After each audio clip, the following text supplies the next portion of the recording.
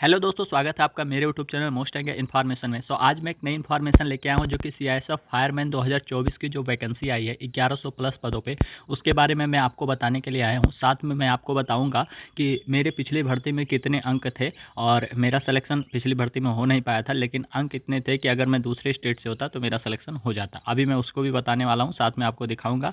तो पहले आप इसका सिलेक्शन प्रोसेस जान लीजिए सीआईएसएफ फायरमैन का, उसके बाद जो होता है मैं अपने बारे में आपको बताऊँगा। तो चलिए वीडियो को स्टार्ट करते हैं और आपको बताते हैं कि सीआईएसएफ जो फायरमैन था 2021 में जो आई है इस समय भर्ती, उसका क्या क्या है सिलेक्शन प्रोसेस। सबसे पहले जो होता है सीआईएसएफ फायरमैन जो होता है, फायरमैन की जो नौकरी है वो सबसे बेस्ट नौकरी होती है सीआईएसएफ में। जीडी होता है, कांस्टेबल ट्रेडमैन होता है, कांस्टेबल एससीएम होता है। इन सब में सबसे अच्छी नौकरी अगर मानी जाती है तो सीआईएसएफ फायरमैन की मानी जाती है। इसमें अगर हम देखें तो सबसे पहले योग्यता क्या होनी चाहिए, 12वीं आपकी पास होनी चाहिए, 12th पास होनी चाहिए। और 12th पास किसके साथ, पीसीएम के साथ। पीसीएम यानी फिजिक्स केमिस्ट्री मैथ, या पीसीबी यानी कि फिजिक्स केमिस्ट्री बायोलॉजी, इन दोनों के साथ पास होनी चाहिए। अगर आप आर्ट साइड से हैं तो इस फॉर्म को आप नहीं भर पाएंगे।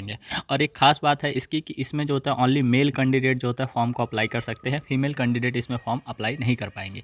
और ये जो वैकेंसी है ये स्टेट वाइज होती है, यानी कि स्टेट वाइज होती है। और ये स्टेट वाइज वैकेंसी होने की वजह से स्टेट वाइज कट ऑफ लगती है। यानी कि अगर आप दूसरे स्टेट से हैं, जैसे महाराष्ट्र से हैं आप, अरुणाचल प्रदेश से हैं, तो आपकी जो कट ऑफ है वो थोड़ी नीचे रहेगी। और यूपी से हैं और बिहार से हैं, मध्य प्रदेश से, तो आपकी कट ऑफ ऊपर रहेगी।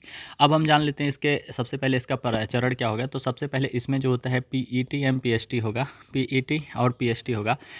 इसमें पीईटी पीएसटी में क्या होगा, सबसे पहले आपकी 5 किलोमीटर की रनिंग होगी, 5 किलोमीटर की रनिंग होगी, वो भी 24 मिनट में, ठीक है। और उसके बाद जो होता है आपका चेस्ट नापा जाएगा, जिसमें बिना फुलाए जो होता है 80 और फुलाने पे जो होता है 85 सेंटीमीटर रहनी चाहिए। और डोगरा गढ़वाली कुमाऊनी वाले के लिए हाइट जो होती है 165 सेंटीमीटर ही होती है। चेस्ट भी इनका कम होता है, 77 से 83 होती है, ठीक है। ये तो आपका हो गया कि आपका जो होता है फिजिकल में क्या क्या होगा। हाइट आपकी 170 सेंटीमीटर रहनी चाहिए। 170 सेंटीमीटर हाइट आपकी जो होता है, जो नॉर्मल जगह से आते हैं उनकी हाइट 170 सेंटीमीटर रहनी चाहिए। फिर आपका फिजिकल हो जाने के बाद जो होता है लगभग 2 मंथ के बाद जो होता है 2 या 3 मंथ के बाद जो होता है आपका जो होता है पेपर होगा, ठीक है। 2 या 3 मंथ के बाद, और वो भी पेपर आपका जो होगा वो ऑनलाइन मोड में होगा, ऑनलाइन में होगा, क्योंकि पिछली बार जो एग्ज़ाम हुआ था वो ऑनलाइन एग्ज़ाम हुआ था।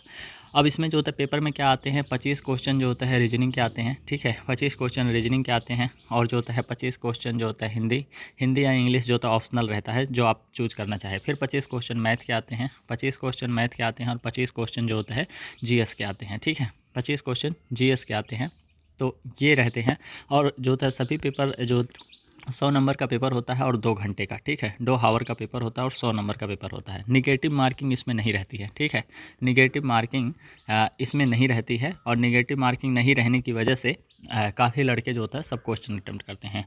तो ये तो रहे इसके सिलेक्शन प्रोसेस की। और उसके बाद जो होता है आपका, जब आप एग्ज़ाम पास हो जाएंगे तो आपका मेडिकल होगा, मेडिकल के बाद आपका ज्वाइनिंग हो जाएगा, ठीक है।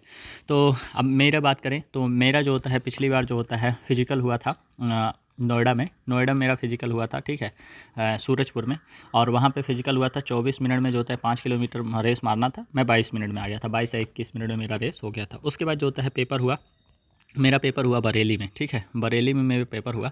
बरेली में जब पेपर हुआ तो पेपर में वही जो मैंने क्वेश्चन बताए कि चारों सेक्शन के क्वेश्चन आए थे। और उनमें क्या हुआ था कि मैंने जो स्कोर किया था वो 80 नंबर के आसपास स्कोर कर दिया था। और ऐसा हुआ था कि पेपर में जो होता है 4-5 क्वेश्चन गलत थे, जिसकी वजह से नॉर्मलाइजेशन मिला। नॉर्मलाइजेशन मिलने के बाद मेरा जो स्कोर हो गया 93 नंबर, 93 नंबर मेरा स्कोर हो गया। और 93 नंबर स्कोर होने की वजह से मुझे ऐसा लगा कि मेरा सिलेक्शन हो गया, 93.321, ठीक है। इतना मेरा जो होता नंबर बना था। उसके बाद क्या हुआ, उसके बाद जो होता है रिजल्ट आया। रिजल्ट आने के बाद जो यूपी की कट ऑफ गई वो 96 पॉइंट समथिंग कुछ पे गई थी, ठीक है। ये कई बच्चे पुराने बच्चे हैं जो जानते होंगे, अब नए बच्चे भी जान लें। यूपी में जो होता है कट ऑफ ऐसे ही गई थी। और हाईएस्ट कट ऑफ थी सबसे ज़्यादा मतलब पूरे यूपी को अगर छोड़ दें और राजस्थान को छोड़ दें तो ऐसा कोई स्टेट नहीं था जिस स्टेट से मेरा सिलेक्शन नहीं होता। लेकिन यूपी और राजस्थान की वजह से जो होता सिलेक्शन नहीं हुआ, ठीक है। तो और अगर हम देखें इसके जो होता है ट्रेनिंग की, तो आपकी जो ट्रेनिंग होगी 16 वीक की आपकी ट्रेनिंग होगी।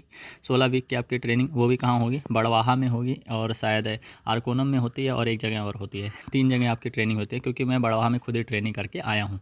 तो 16 वीक की आपकी ट्रेनिंग यहाँ पर होगी। उसके बाद जो होता है बाकी जो 28 वीक या पता नहीं कितना वीक है, 25 वीक होंगे, उसकी ट्रेनिंग आपकी निशा हैदराबाद में होगी, ठीक है।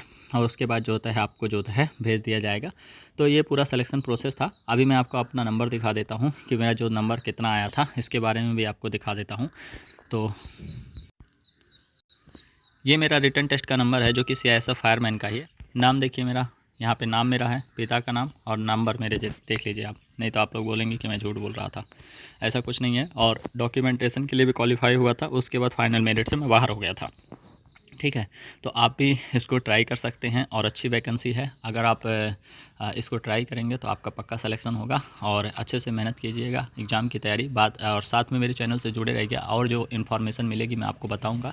इस समय मैं CISF में हूँ और मेरी ट्रेनिंग ख़त्म होकर मैं अपनी पोस्टिंग पे हूँ। ठीक है, तो इसके बारे में मैं अच्छी तरीके से जानता हूँ कि क्या क्या हुआ था इसमें। तो ये एक वीडियो थी जो कि मुझे लगा कि आपको देनी चाहिए। सो आई होप कि वीडियो आपको अच्छी लगी होगी। अगर वीडियो अच्छी लगे तो वीडियो लाइक करना, शेयर करना, सब्सक्राइब करना। मिलते हैं नेक्स्ट वीडियो में। धन्यवाद, नमस्कार, जय हिंद।